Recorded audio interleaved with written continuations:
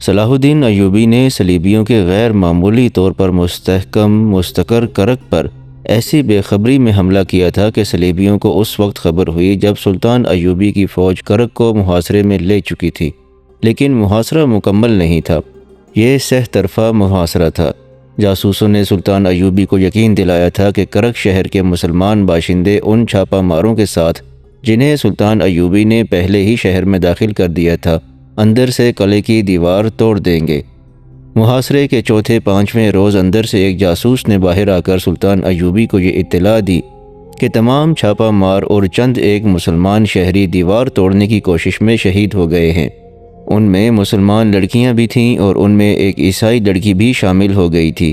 سلطان ایوبی کو یہ بھی بتایا گیا کہ کسی ایمان فروش مسلمان نے اس جانباز جماعت میں شامل ہو کر دشمن کو اطلاع دے دی تھی، جس کے نتیجے میں دشمن نے گھات لگائی اور ساری کی ساری جماعت کو شہید کر دیا۔ یہ اطلاع بھی دی گئی کہ اب اندر سے دیوار توڑنے کی امیدیں ختم ہو چکی ہیں۔ امیدیں ختم ہونی ہی تھیں۔ صلیبیوں نے جب دیکھا کہ دیوار توڑنے والوں میں کرک کے مسلمان نوجوان اور لڑکیوں کی لاشیں تھیں تو انہوں نے مسلمانوں کی پکڑ دھکڑ اندھا دھند شروع کر دی۔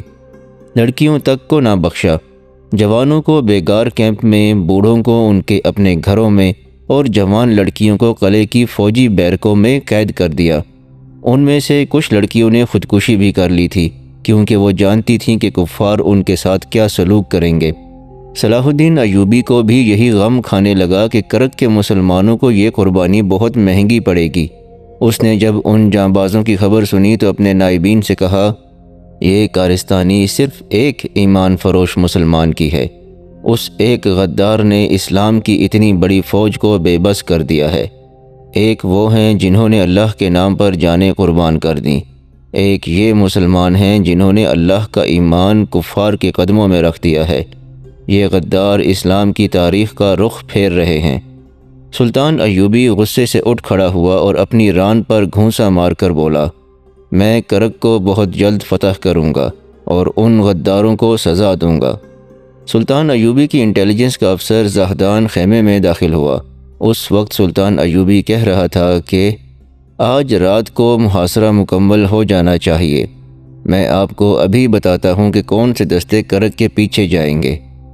مداخلت کی معافی چاہتا ہوں امیر مصر، زاہدان نے کہا، اب شاید آپ محاصرہ مکمل نہیں کر سکیں گے، ہم نے کچھ وقت ضائع کر دیا ہے۔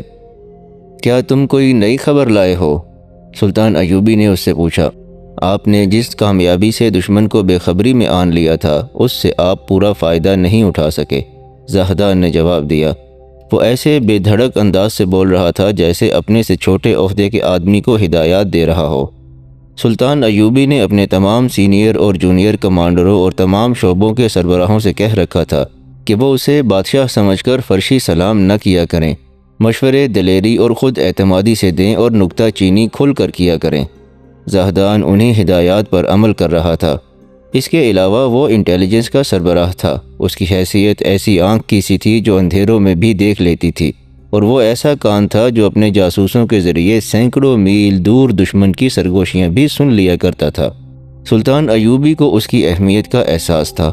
وہ جانتا تھا کہ کامیاب جاسوسی کے بغیر جنگ نہیں جیتی جا سکتی، خصوصاً اس صورتحال میں جہاں صلیبیوں نے سلطنت اسلامیہ میں جاسوسوں اور تخریب کا جال بچھا رکھا تھا۔ سلطان ایوبی کو نہایت اعلیٰ اور غیر معمولی طور پر ذہین اور تجربہ کار جاسوسوں کی ضرورت تھی۔ اس میدان میں وہ پوری طرح کامیاب تھا۔ اس کی انٹیلیجنس کے 3 افسر، علی بن سفیان اور اس کے 2 نائب، حسن بن عبداللہ اور زاہدان، جانباز قسم کے سراغ رساں اور جاسوس تھے۔ انہوں نے اس محاذ پر صلیبیوں کے کئی وار بیکار کیے تھے۔ آپ کو معلوم تھا کہ صلیبیوں نے جہاں کرک کا دفاع مضبوط کر رکھا ہے وہاں بہت سی فوج کرک سے دور خیمہ زن کر رکھی ہے، زاہدان نے کہا۔ آپ کو یہ بھی بتا دیا گیا تھا کہ اس فوج کو باہر سے محاصرہ توڑنے کے لیے استعمال کیا جائے گا۔ جاسوسوں کی اطلاعات صاف بتا رہی تھیں کہ اب صلیبی قلعے سے باہر لڑیں گے، پھر بھی آپ نے فوری طور پر محاصرہ مکمل نہیں کیا۔ اس سے دشمن نے فائدہ اٹھا لیا ہے۔ تو کیا انہوں نے حملہ کر دیا ہے؟ سلطان صلاح الدین ایوبی نے بےتابی سے پوچھا۔ آج شام تک ان کی فوج اس مقام پر آ جائے گی جہاں ہماری کوئی فوج نہیں، زاہدان نے جواب دیا۔ میرے جاسوس جو اطلاعات لائے ہیں وہ یہ ہیں کہ صلیبی فوج گھڑ سوار اور شتر سوار ہوگی، پیادہ دستے بہت کم ہیں۔ وہ محاصرے کی جگہ پر آ جائیں گے اور دائیں بائیں حملہ کریں گے۔ اس کا نتیجہ اس کے سوا اور کیا ہو سکتا ہے کہ ہمارا محاصرہ ٹوٹ جائے گا۔ صلیبیوں کی تعداد بھی زیادہ بتائی جاتی ہے۔ میں تمہیں اور تمہارے جاسوسوں کو خراج تحسین پیش کرتا ہوں جو یہ اطلاعات لائے ہیں۔ سلطان ایوبی نے کہا، میں جانتا ہوں کہ یہ کام کتنا دشوار اور خطرناک ہے۔ میں تم سب کو یقین دلاتا ہوں کہ صلیبی ہمارے محاصرے کا جو خلا پر کرنے اور محاصرے توڑنے آ رہے ہیں، میں انہیں اسی خلا میں گم کر دوں گا۔ مجھے اللہ کی مدد پر بھروسہ ہے۔ اگر تم میں سے کوئی غدار نہیں تو اللہ تمہیں فتح عطا فرمائے گا۔ ابھی وقت ہے، ایک نائب سالار نے کہا۔ اگر آپ حکم دیں تو ہم محفوظہ کے 3-4 دستے صلیبیوں کے پہنچنے سے پہلے بھیج دیتے ہیں۔ محاصرے کا خلا پر ہو جائے گا اور صلیبیوں کا حملہ ناکام ہو جائے گا۔ سلطان ایوبی کے چہرے پر پریشانی یا اضطراب کا ہلکا سا تاثر بھی نہیں تھا۔ اس نے زاہدان سے پوچھا، اگر تمہاری اطلاع بالکل صحیح ہے تو کیا تم بتا سکتے ہو کہ صلیبی فوج کس وقت حملے کے مقام پر پہنچے گی؟ ان کی پیش قدمی خاصی تیز ہے، زاہدان نے جواب دیا۔ ان کے ساتھ خیمے اور رسد نہیں آ رہی، پیچھے آ رہی ہے۔ اس سے یہ ظاہر ہوتا ہے کہ وہ راستے میں کوئی پڑاؤ نہیں کریں گے۔ اگر وہ اسی رفتار پر آتے رہے تو رات گہری ہونے تک پہنچ جائیں گے۔ خدا کرے کہ وہ راستے میں نہ رکیں، سلطان ایوبی نے کہا، مگر وہ تھکے ہوئے اور بھوکے پیاسے گھوڑوں اور اونٹوں کے ساتھ حملہ نہیں کریں گے۔ حملے کے مقام پر آ کر جانوروں کو آرام اور خوراک دیں گے۔ اس دوران وہ دیکھیں گے کہ ہم نے جو محاصرہ کر رکھا ہے اس میں خلا ہے یا نہیں۔ صلیبی اتنے کوڑ مغز نہیں کہ ایسی پیش بینی اور پیش بندی نہ کریں۔ سلطان ایوبی نے اپنے عملے کے 2-3 حکام کو بلایا اور انہیں نئی صورتحال سے آگاہ کر کے کہا، صلیبی ہمارے جال میں آ رہے ہیں۔ قلعے کے عقب میں ہم نے محاصرے میں جو خلا چھوڑ دیا ہے اسے اور زیادہ کھلا کر دو۔ دائیں اور بائیں کے دستوں سے کہہ دو کہ ان پر عقب سے حملہ آ رہا ہے۔ اپنے پہلوؤں کو مضبوط کر لیں اور دشمن کو اپنے درمیان آنے دیں۔ کوئی تیر انداز حکم کے بغیر کمان سے تیر نہ نکالے۔ اس قسم کے احکام کے بعد سلطان ایوبی نے پیادہ اور سوار تیر اندازوں کے چند ایک دستوں کو جو اس نے ریزرو میں رکھے ہوئے تھے، سورج غروب ہوتے ہی ایسے مقام پر چلے جانے کو کہا جو صلیبیوں کے حملے کے ممکنہ مقام کے قریب تھا۔ وہ علاقہ میدانی نہیں تھا اور صحرا کی طرح ریتلا بھی نہیں تھا۔ وہ ٹیلوں، چٹانوں اور گھاٹیوں کا علاقہ تھا۔ سلطان ایوبی نے چھاپہ مار دستوں کے کمانڈر کو بھی بلا لیا تھا۔ اسے اس نے یہ کام سونپا کہ صلیبیوں کی فوج کے پیچھے فلاں راستے سے یہ رسد آ رہی ہے جو رات کو راستے میں تباہ کرنی ہے۔ ایسے اور کئی ایک ضروری احکامات دے کر سلطان ایوبی خیمے سے نکلا، اپنے گھوڑے پر سوار ہوا، اپنے عملے کے ضروری افراد کو ساتھ لیا اور محاذ کی طرف روانہ ہو گیا۔ صلاح الدین ایوبی خوش فہمیوں میں مبتلا ہونے والا انسان نہیں تھا۔ اس نے دور سے محاصرے کا جائزہ لیا اور اپنے عملے سے کہا، صلیبیوں سے یہ قلعہ لینا آسان نہیں، محاصرہ بڑے لمبے عرصے تک قائم رکھنا پڑے گا۔ اس نے دیکھا کہ قلعے کی سامنے والی دیوار سے تیروں کا مین برس رہا ہے۔ قلعے کے دروازے تک پہنچنا ناممکن تھا۔ سلطان ایوبی کی فوج تیروں کی زد سے دور تھی۔ جوابی تیر اندازی کا کوئی فائدہ نہیں تھا۔ سلطان ایوبی قلعے کے پہلو کی طرف گیا۔ وہاں اسے ایک ولولہ انگیز منظر نظر آیا۔ اس کا ایک دستہ حیران کن تیزی سے قلعے کی دیوار پر تیر برسا رہا تھا۔ 6 منجنیقیں آگ پھینک رہی تھیں۔ دیوار پر جہاں تیر اور آگ کے گولے جا رہے تھے وہاں کوئی صلیبی نظر نہیں آ رہا تھا۔ وہ دبک گئے تھے۔ سلطان ایوبی دور کھڑا دیکھتا رہا۔ اس کے تقریباً 40 سپاہی ہاتھوں میں برچیاں اور کدالیں اٹھائے دیوار کی طرف سرپٹ دوڑ پڑے اور دیوار تک پہنچ گئے۔ قلعے کی دیوار پتھروں اور مٹی کی تھی۔ انہوں نے دیوار توڑنا شروع کر دی۔ اسی مقصد کے لیے اوپر تیر اور آگ کے گولے برسائے جا رہے تھے کہ اوپر سے دشمن ان پر دیوار توڑتے وقت تیر نہ چلا سکے۔ سلطان ایوبی کے منہ سے بے اختیار نکلا، آفرین، مگر اس کی آنکھیں ٹھہر گئیں۔ قلعے کی دیوار پر للکار سنائی دی، عین اس جگہ کے اوپر سے جہاں سلطان ایوبی کے جانباز دیوار توڑ رہے تھے۔ بہت سے صلیبیوں کے سر اور کندھے نظر آئے، پھر بڑے بڑے ڈول اور ڈرم نظر آئے۔ یہ الٹا دیے گئے۔ ان میں سے جلتی ہوئی لکڑیاں اور انگارے نکلے جو ان مجاہدین پر گرے جو نیچے دیوار توڑ رہے تھے۔ مجاہدین نے آگے جا کر تیر برسانے شروع کر دیے جن میں متعدد صلیبی گھائل ہو گئے۔ دیوار کی کسی اور طرف سے تیر آئے جنہوں نے مجاہدین تیر اندازوں کو زخمی اور شہید کر دیا۔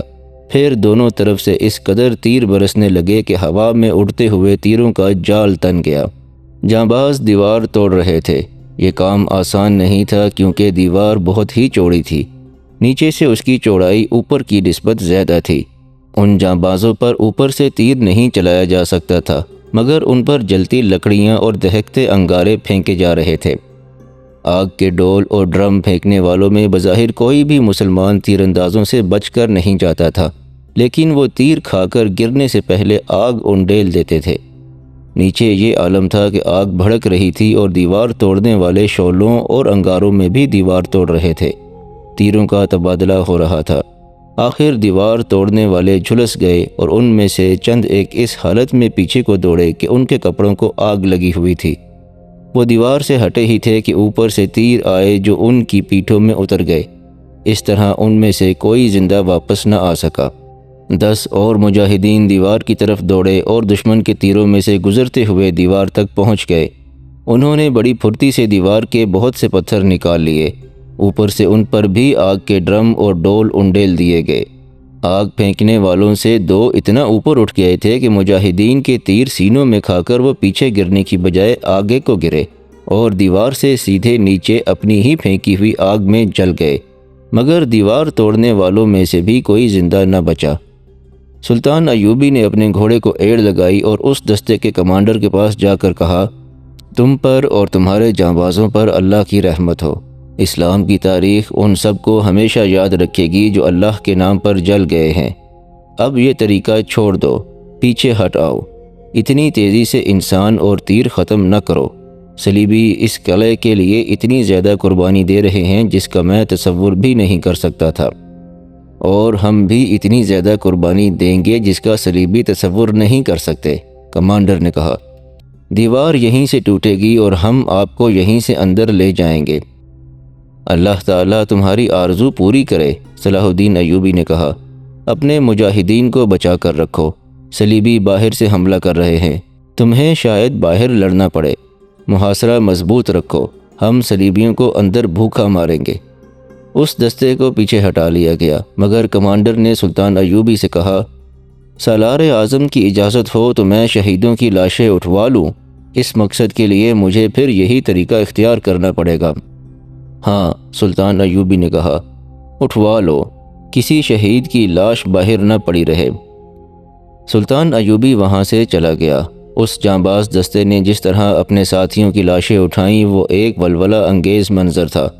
جتنی لاشیں اٹھانی تھیں اتنے ہی مجاہدین شہید ہو گئے۔ سلطان ایوبی دور نکل گیا تھا۔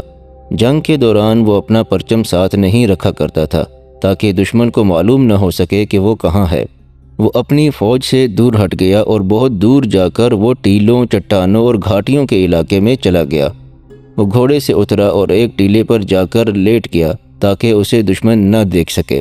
اسے قلعہ اور شہر کی دیوار نظر آ رہی تھی اور کم و بیش 1 میل لمبا وہ علاقہ بھی نظر آ رہا تھا جہاں ابھی اس کی فوج نہیں پہنچی تھی۔ اس نے ٹیلوں کے علاقے کا جائزہ لیا، ہر جگہ گھوما پھرا۔ اسی جائزے اور دیکھ بھال میں سورج غروب ہو گیا۔ وہ وہیں رہا۔ شام گہری ہوئی تو اس سے اطلاع دی گئی کہ اس کے حکم کے مطابق پیادہ اور سوار تیر اندازوں کے دستے آ رہے ہیں۔ اس نے اپنے قاصد سے کہا کہ کمانڈروں کو بلایا جائے۔ جب کمانڈر اس کے پاس آئے تو چھاپہ مار دستے کا کمانڈر بھی ان کے ساتھ تھا۔ اسے سلطان ایوبی نے راستہ بتا کر اپنے ہدف پر چلے جانے کو کہا، پھر وہ دوسرے کمانڈروں کو ہدایات دینے لگا۔ رات آدھی گزری تھی کہ دور سے گھوڑوں کی آوازیں اس طرح سنائی دینے لگیں جیسے سیلاب بند توڑ کر آ رہا ہو۔ چاند پورا تھا، چاندنی شفاف تھی۔ صلیبیوں کے گھڑ سوار ٹیلوں اور چٹانوں سے کچھ دور تک آ گئے۔ ان کے پیچھے ستر سوار بھی تھے۔ ان کی تعداد کے متعلق مورخوں میں اختلاف پایا جاتا ہے۔ غیر مسلم مورخوں نے تعداد 3000 سے کم بیان کی ہے۔ مسلمان مورخ 5 سے 8 ہزار تک بتاتے ہیں۔ اس وقت کے وقایہ نگاروں کی جو تحریریں دستیاب ہو سکی ہیں وہ کم سے کم تعداد 10,000 اور زیادہ سے زیادہ 12,000 بتاتے ہیں۔ ان کا کمانڈر ایک مشہور صلیبی حکمران ریمانڈ تھا۔ 2 مورخوں نے کمانڈر کا نام رینالٹ لکھا ہے، لیکن وہ ریمانڈ تھا۔ وہ اسی حملے کے لیے لمبے عرصے سے وہاں سے دور خیمہ زن تھا۔ اسے اب رات کو یا صبح ہوتے ہی سلطان ایوبی کی اس فوج پر حملہ کرنا تھا جس نے کرک کو محاصرے میں لے رکھا تھا۔ صلیبی سوار گھوڑوں اور اونٹوں سے اترے۔ گھوڑوں کے ساتھ دانے کی تھیلیاں تھیں جو گھوڑوں کے آگے لٹکا دی گئیں۔ سواروں کو حکم دیا گیا کہ وہ اپنے اپنے جانوروں کے ساتھ رہیں اور زیادہ دیر کے لیے سو نہ جائیں۔ جانوروں کے لیے چارہ اور پانی کے مشکیزیں پیچھے آ رہے تھے۔ صلیبیوں نے یہ سوچا تھا کہ مسلمانوں پر عقب سے اچانک حملہ کر کے گھوڑوں کو قلعے کے اندر سے پانی پلائیں گے۔ سلطان ایوبی کے دیدبان صلیبیوں کو بڑی اچھی طرح دیکھ رہے تھے اور گھبرا بھی رہے تھے، کیونکہ صلیبیوں کی طاقت بہت زیادہ تھی۔ اتنی زیادہ طاقت سے وہ محاصرہ توڑ سکتے تھے۔ سحر ابھی دھندلی تھی۔ صلیبیوں کو سوار ہونے، برچیاں اور تلواریں تیار رکھنے کا حکم ملا۔ یہ دراصل حملے کا حکم تھا۔ وہ ایک بڑی ہی لمبی صف کی صورت میں آگے بڑھے۔ جو ہی اگلی صف نے ایڑ لگائی، عقب سے تیروں کی بوچھاڑیں آنے لگی۔ جن سواروں کو تیر لگے وہ گھوڑوں پر ہی اوندھے ہو گئے یا گر پڑے، اور جن گھوڑوں کو تیر لگے وہ بے قابو ہو کر بھاگ اٹھے۔ اونٹ بھی چلے ہی تھے کہ ان میں بھگدڑ مچ گئی۔ صلیبی کمانڈر سمجھ نہ سکا کہ یہ ہوا کیا ہے اور ان کی ترتیب بکھرتی کیوں جا رہی ہے۔ انہوں نے غصے کی حالت میں چلانا شروع کر دیا۔ زخمی گھوڑوں اور اونٹوں نے جو واویلا بپا کیا اس نے ساری فوج پر دہشت طاری کر دی۔ صبح کا اجالا صاف ہوا تو ریمانڈ کو معلوم ہوا کہ وہ سلطان ایوبی کے گھیرے میں آ گیا ہے۔ اسے یہ معلوم نہیں تھا کہ مسلمانوں کی تعداد کتنی ہے۔ وہ اسے بہت زیادہ سمجھ رہا تھا۔ ایسی صورتحال کے لیے وہ تیار نہیں تھا۔ اس نے حملہ رکوا دیا، لیکن اس کے سواروں کی اگلی صف اس خلا کے قریب پہنچ چکی تھی جہاں اس پورے لشکر کو پہنچنا تھا۔ محاصرے والی فوج کو پہلے ہی خبردار کر دیا گیا تھا۔ وہ اس حملے کے استقبال کے لیے تیار تھی۔ اس کے مجاہدین نے گرد کے بادل زمین سے اٹھتے اور اپنی طرف آتے دیکھے تو وہ تیار ہو گئے۔ گرد قریب آئی تو اس میں سے گھڑ سوار نمودار ہوئے۔ مجاہدین نے اپنے آپ کو حملہ روکنے کی ترتیب میں کر لیا۔ وہ دائیں اور بائیں تھے۔ جو ہی گھوڑے ان کے درمیان آئے، مجاہدین پہلوؤں سے ان پر ٹوٹ پڑے۔ تب صلیبی سواروں کو احساس ہوا کہ وہ اپنے لشکر سے کٹ گئے ہیں اور ان کا لشکر اپنی جگہ سے چلا ہی نہیں۔ سلطان ایوبی اس معرکے کی کمان اور نگرانی خود کر رہا تھا۔ صلیبی پیچھے کو مڑے تاکہ مقابلہ کر سکیں، لیکن سلطان ایوبی نے انہیں یہ چال چل کر بہت مایوس کیا کہ صلیبیوں کا کوئی دستہ سرپٹ رفتار سے کسی طرف حملہ کرتا تھا تو آگے مزاحمت نہیں ملتی تھی۔ البتہ پہلوؤں اور عقب سے اس پر تیر برستے تھے۔ صلیبی کمانڈروں نے اپنے لشکر کو چھوٹے چھوٹے دستوں میں تقسیم کر دیا۔ سلطان ایوبی کے کمانڈروں نے اس کی ہدایت کے مطابق آمنے سامنے کے مقابلے کی نوبت ہی نہ آنے دی۔ صلیبیوں کے گھوڑے تھکے ہوئے تھے، بھوکے اور پیاسے بھی تھے۔ انہیں جنگ روکنا پڑی۔ وہ چارے اور پانی کے منتظر تھے۔ رسد کو صبح تک پہنچ جانا چاہیے تھا۔ دوپہر تک رسد نہ پہنچی۔ چند ایک سوار دوڑے گئے، لیکن وہ مسلمان تیر اندازوں کا شکار ہو گئے۔ اگر وہ زندہ پیچھے چلے بھی جاتے تو انہیں رسد نہ ملتی۔ وہ رات کو ہی سلطان ایوبی کے چھاپہ مار دستے کی لپیٹ میں آ گئی تھی۔ اس دستے نے بڑی کامیابی سے شبخون مارا اور رسد تباہ کر دی تھی۔ سلطان ایوبی نے اپنے محفوظہ میں سے مزید دستے بلا لیے اور ریمانڈ کے لشکر کو گھیرے میں لے لیا۔ اگر مسلمانوں کی تعداد صلیبیوں جتنی ہوتی تو وہ حملہ کر کے صلیبیوں کو ختم کر دیتے۔ سلطان ایوبی اپنی نفری ضائع نہیں کرنا چاہتا تھا۔ اس نے اس لشکر کو لڑاتے لڑاتے ٹیلوں اور گھاٹیوں کے علاقے میں لے جا کر گھیرے میں لے لیا۔ اسے معلوم تھا کہ جوں جوں وقت گزرتا جائے گا صلیبی بیکار ہوتے جائیں گے، مگر صلیبیوں کو بڑی کامیابی سے گھیرے میں لے کر اسے خود بھی نقصان ہو رہا تھا۔ اس نے جہاں صلیبیوں کی اتنی بڑی قوت کو باندھ لیا تھا، وہاں اس کے اپنے بہت سے ریزرو دستے بھی بندھ گئے تھے۔ انہیں اب وہ کسی اور طرف استعمال نہیں کر سکتا تھا۔ اس علاقے کے اندر پانی موجود تھا جو جانوروں کو کچھ عرصے کے لیے زندہ رکھنے کے لیے کافی تھا۔ فوج کو زندہ رکھنے کے لیے زخمی گھوڑوں اور اونٹوں کا گوشت کافی تھا۔ سلطان ایوبی نے شہر کا محاصرہ مکمل کرنے کا حکم دے دیا۔ صلیبی چین سے نہیں بیٹھے۔ ہر روز کسی نہ کسی جگہ جھڑپ ہوتی تھی اور دن گزرتے جا رہے تھے۔ سلطان ایوبی نے قلعے اور شہر کے گرد گھومنا شروع کر دیا۔ کہیں سے بھی دیوار توڑنے کی صورت نظر نہیں آ رہی تھی۔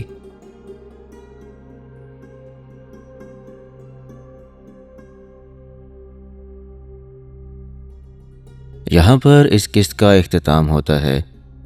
اگر آپ کو انداز بیان پسند آیا ہو تو اس ویڈیو کو لائک ضرور کیجیے گا، اور ہمارے چینل کے ساتھ جڑے رہنے کے لیے ہمارے چینل کو سبسکرائب بھی کر لیجیے گا۔ انشاءاللہ اگلی قسط میں حاضر ہوتے ہیں۔ تب تک کے لیے اپنے اور اپنے آس پاس کے تمام لوگوں کا بہت خیال رکھیے گا۔ اللہ نگہبان۔